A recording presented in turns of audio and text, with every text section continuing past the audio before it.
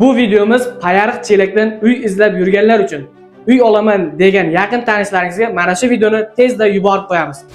Barchaga assalomu alaykum. Chelak shahri Qumchiq mahallasida joylashgan 6 sotixli общий 8 ta xonadan iborat bo'lgan hovlimiz sotuvga qo'yildi azizlar. Video oxirida narxini aytib o'tib ketamiz.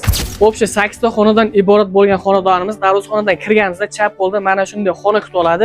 Aytib o'tib ketganimizdek 3 ta xonamiz yashashga tayyor, qolgan 5 tasi esa remont talab. Biz ko'rib turganingizdek keng va shinam.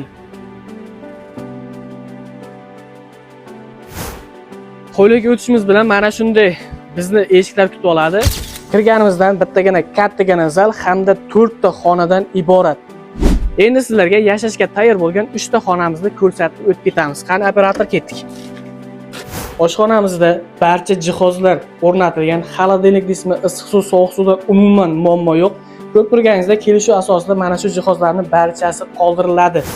Oilaviy maza qilib o'tirish uchun keyingi xonamiz ko'rishingiz mumkin, televizor hamda konditsioner bilan jihozlangan, yozda ham salqingina maza qilib o'tirishingiz uchun 3-chi tayyor remontlargacha bo'lgan xonamiz bu yotoqxonamiz bo'ladi.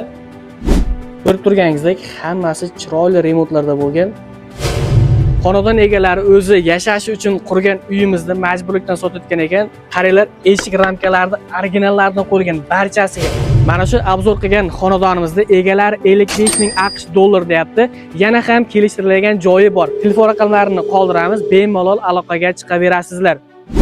Manzilda so'raganlar uchun Qumchiq mahallasi Amir kafeni yonidagi burumdan kiramiz.